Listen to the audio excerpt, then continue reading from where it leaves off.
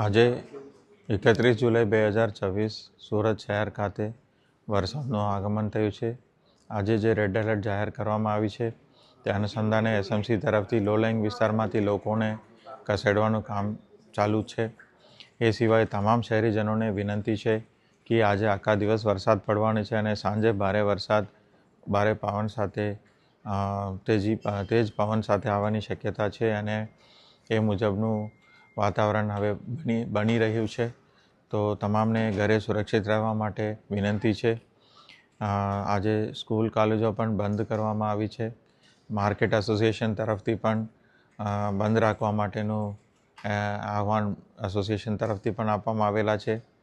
તો તમામ શહેરીજનોને આજે સુરક્ષિત ઘરે રહેવા અને સુરક્ષિત સ્થળે પોતાનું માલ સામાનને ખસેડી દેવા માટે ખાસ કરીને લો લાઇંગ વિસ્તારમાં જે લોકો રહેતા હોય એમને પણ ખાસ અનુરોધ કરવામાં આવે છે. સાવચેતીથી રહીએ તો આપણે જાનહાનિ કે માલહાનિનું નુકસાન આપણે ટાળી શકીએ છીએ. રેડ એલર્ટ છે તો આપણે બધાએ તૈયાર રહેવું જોઈએ.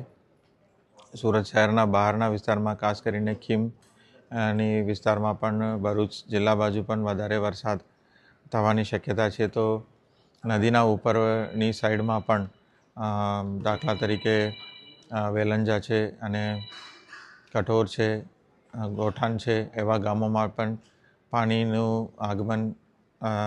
પાણી ભરવાની શક્યતા વધારે છે. તો એ બાજુ પણ આપણે એલર્ટ રહેવાની ખૂબ જરૂરી છે.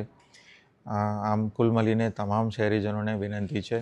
એસડીઆરએફ, એનડીઆરએફના ટીમ પણ તૈયાર કરવામાં આવે છે. એ સિવાય આર્મીનું પણ એક પ્લાટૂનની માંગણી સુરત જિલ્લા કલેક્ટર તરફથી કરવામાં આવેલા છે, જે રાજ્ય સરકાર આપણને મદદરૂપ થશે. બાકી તમામ તૈયારીઓ કરી દેવામાં આવેલી છે અને તમામ શહેરીજનોને